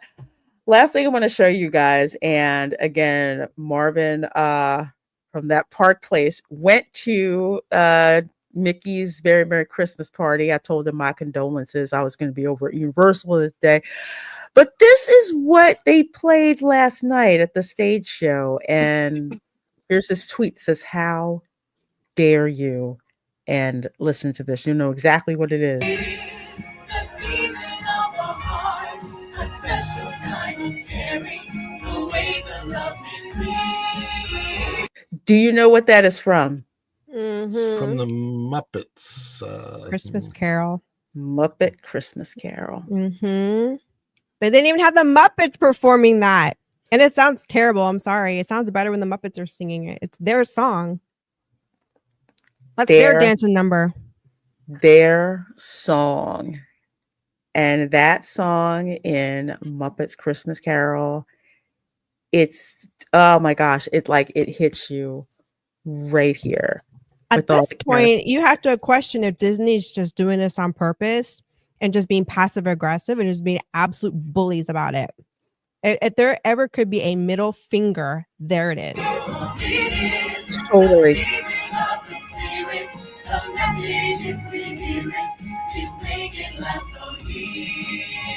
That is something that the Muppets need to be singing. You need to have Miss Piggy and, and the little, the pig nieces, and you need to have Kermit there. You need to have, oh my gosh, I am blanking on his nephew's name. who played Tiny Tim. Oh, Help me out. Help me out. uh, I'm drawing a blank. I I'm can drawing see a it in blank. my head, but I can't think of his He name. sings halfway down the stairs too. Comments nephew, guys in the chat. Somebody. I'm drawing a blank. This is really bad. I should know this. Robin, thank you. Yes. Robin? Robin as Tiny Tim, and then of course you got Gonzo, you got Rizzo, and you need to have somebody that looks like Michael Caine. Exactly. Oh, go and Shogi. Out there with Sweet. That's already happened. Oh, I was go watch. Yeah, I had to go watch on the replay that Park Place. I gotta tell you, go watch. Was it yesterday? Or no, yeah, it was yesterday. Yeah. They called an emergency live stream. I'm looking at my phone. Yeah. I get the message like, "Can you pop on here so we can talk about this news?" But yeah, out of all of us, y'all know more ended it, and I listened because I was like, oh my gosh. And then I heard Marvin. I was like, oh my gosh. My heart sank. My heart broke for him because, I mean, I'm a Muppets fan, but he's on another level of he is another level. He's worked with puppets. You know, he's a puppeteer. It hits different with him. Yes. My heart broke to hear him that upset. Yeah. I mean, it was just release to Marvin. And yes, exactly. Dan's Life at the Kingdom. The Christmas parade music is so generic. I have to upload the video that I took during the day when they were filming for the ABC Christmas special that they film in November, but aired in December. That music was when you listen to the music, you go on my live stream last night, listen to the music that they put in the parade at Universal, and then listen to the music that they have during the Christmas parade at Disney. It's very, very flat, and it doesn't give you, I don't get the Christmas feels. And the Christmas parade used to be that way. And that's the part that really, really, really, really breaks my heart. But let's just say here, and I'll end this here with a tweet from a Park Mind. And I love this. If Disney doesn't seem to care for a legend like Jim Henson's final project, it makes you question how much they care for Disney's final project. Exactly. And that's what's really scary. That right there. I hope these investors are really paying attention because these decisions are getting out of hand. Like it's getting downright just, it's like tyranny in a way. I'm sorry. I know it sounds extreme, but they're just coming in and just doing whatever they want and without any regards to their audience. And their audience is clearly telling them what they want. We're in the digital age. You can't sit there and claim, well, we didn't know. No, you knew. You just didn't care. I was live streaming at the Magic Kingdom the other day, and I was in Tomorrowland and watched a Falcon 9 rocket launch coming up right behind Space Mountain. And I was thinking, Elon Musk over Disney. Boy, does that sound good. That just has a really nice Elon Musk over Disney. Boy, that has such a nice ring to it. I don't know what'll happen, but boy, wouldn't it be nice? Can you imagine if Elon got controlling interest? You know, me and Ralph were talking about that earlier, and I was telling him, look, it sounds great in theory. I'm like, but understand what he would be taking on. We're talking not just parks and resorts. We're talking an entire entertainment complex here. And that's a lot for one guy. And then what would he do with it? Are you going to keep it public? Are you going to go private with it? And then what? And the cost, I'm like, the cost, it could be such a risk. It could flop. It could backfire on him. And he's got to be cognitively aware of this. And then where is his passion in all this? His passion is space. It's space. And is he going to give up one for the other? Because, I mean, that's a massive take on. He might be buying MSNBC because apparently it's up for sale. And he tweeted out how much How much? I know, and he actually asked that at least twice in 2 different threads. If you follow Benny Johnson, he had a really Yes, good not- video on he that. did. Last when I was at MSNBC the isn't worth Universal 12 parade bucks. yesterday, it's not. But he's probably like, I could snap that up and keep it and see what I do with it. But the funny thing is, when that posted on Twitter, the gentleman standing next to me at the parade was like, "Did you see what Elon tweeted out?" Oh, and The I'm sitting here like either MSNBC? he's just being troll just to get a rise out of the public, or I don't know, or maybe Yeah, of he's course. considering it. You never know with him. He's very unpredictable. That much No, I can say about Elon. Here's Love the him or thing hate him, about unpredictable. the thing about Elon and Disney is that if Disney had proper leadership today, they would actually have a very good relationship with Elon, and Yeah, they exactly. would be consulting with him about certain ideas of the future that they could implement into the parks, into the places in the parks like Epcot and Disney, that have parts that talk about what's going to be happening in the future, right? So I mean, the whole point of Epcot in the beginning was to see everything that's going to happen. Epcot was like an expanded version of Tomorrowland. Like the whole front of Yeah. Epcot was like a huge Tomorrowland Future park. World. Yep. Yeah, Future World. And I now, love that. what the? I mean, You know Communicore what it is Hall. now. It's just this It's a weird college thing. campus. I don't know what it is. Yeah. Dining hall You're- or something like You're that. just sitting in I'm the laughing. heat in this quote garden that doesn't emit any kind of comfort whatsoever. I'm Weird. laughing because I see a Disney pizza down there. Disney pizzas. It's a Oh. shame. Hey, JD Braille says, love to watch you all. Ron watched your live stream yesterday. I Pretty saw that. cool. Thank you, JD. Yeah, it's I by the way, it was not easy to get that shot of the Falcon 9 going off exactly there. I ended up trying to find a place where am I going to go in the Magic Kingdom where I can actually see the whole sky, and the bleachers at the Tomorrowland Speedway ended up providing a perfect place for me to go up where the bleachers are, and you can go up, and then from there I could actually see the entire sky, because I wasn't 100% sure I was looking east, and I mean, like, it came up right over the backside of Space Mountain, and I'm like, well, I'm actually seeing the future. I'm in the future of the future. I was like living in when I was a little kid. It was pretty cool. It never, for me at least, it never gets old seeing the rocket launches living here in Florida. No, they're very, very cool.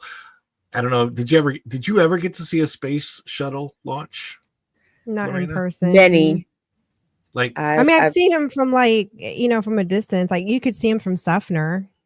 No, but that's yeah. where, So, but not at the Space Center. Not that close. No, I watch them from my house. But the one of the space shuttle launches I actually got to see fairly close up. I was at the astronaut museum just outside of the Kennedy Space Center, so less than 10 miles away from the launch site. And I mean, what a sight to behold. And the rockets that have the launch that they had to use to launch the space shuttle were huge. So the explosion was huge, and you're watching this thing, it's like, wow, this is, you really felt like you were living in the actual future.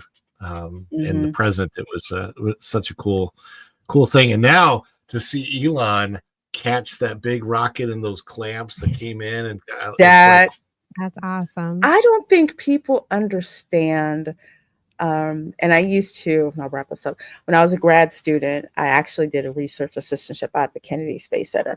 So I've been like at the closest point where you can be, which is about 3 miles out.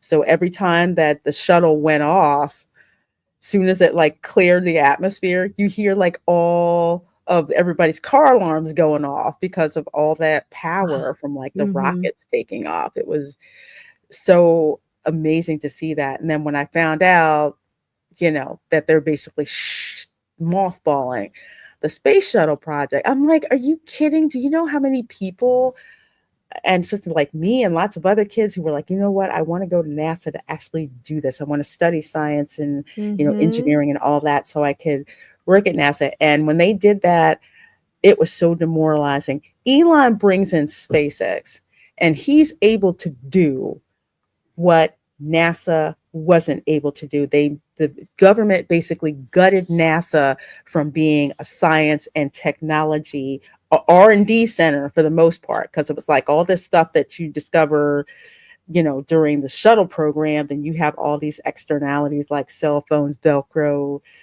advanced hydraulic stuff like that, to basically a social experiment, And now that SpaceX is there, it's like we're back in space. There's all these jobs that came back, to the Space Coast. I mean, it is. There's launches every day. A bunch of yes. Every day and now. Stuff it's that looks crazy. Stuff that looks like it came out of like 2001: A Space Odyssey. I'm like, am I really seeing what I'm seeing right now? Have you had this experience, Lorena, when you're driving, maybe you're driving back from Disney or whatever, you just happen to be on the road facing east and you don't realize it, and you're like, what's that? Oh, look, there's another launch going up. I hope nobody gets in an accident watching it. I know. Oh, and this is my favorite one, the sonic boom, depending on where you live. Yes. It's crazy. I'm just like, I heard one, I want to say a couple of months ago, and I was like, what is that? No, wait, we don't live near the coast. Shuttle programs and SpaceX. Okay. Yeah, SpaceX boom. With the stuff, with the sonic boom. Falcon Heavy will do that too. My nephew is a big science nerd, so we're going to be taking him to NASA. We're probably going to be there all darn day. I tell him about NASA. He wants to go there too. But yeah, folks, as usual, this is such a fun show, and so thankful all of you guys come out here to hang out, talk shop with regards to theme parks. But make sure you're subscribed to everybody on this channel. So Erica, what do you have coming up, and where can the people find you? Oh, same old at Erica-Raff, and I'm still editing our Christmas videos. The lighting, I don't know if my lens was dirty when we were filming Fantasialand, but I've got a lot of light streaks. And that one's going to take me a hot minute. I'm almost considering outsourcing on that one, hiring someone to do the editing for me, because it's what needs to be done is way over my head on skill level. It's pretty distracting, but anyway, I got a video up of a holiday Cuban pork. I'm gonna do some other recipe. I'm gonna do another video tomorrow on cooking. Gonna make our family recipe of chili, but with a Cuban flair. Yeah. And we're just kind of winging it. Just living in Germany, just life here in Germany until we, move out of here. Well, folks, make sure you subscribe to Erica's channel. I'm telling you that, oh my gosh, that pernil video, that will make you so hungry, hungry. The smell, I'm like, I know the smell. I make mine Dominican style, but start out with like all, the garlic and all the seasoning, and get like all happy stabbing the meat, so you can put like all the seasonings in the holes of that meat and all that. And when it comes to oh my gosh, it's so delicious. So as a matter of fact, I have to go back and watch that sucker again. So Ron, what do you have going on, and where can people find you? I'll just change the name so that people can find me easier to the channel name right there. Follow the Bradley's Fun. That is the name of our family channel and news channel and the things that I do here on YouTube. And if you type in Follow the Bradley's Fun on YouTube, Facebook, Instagram, X, TikTok, any of those things, that's where you'll find me and my family.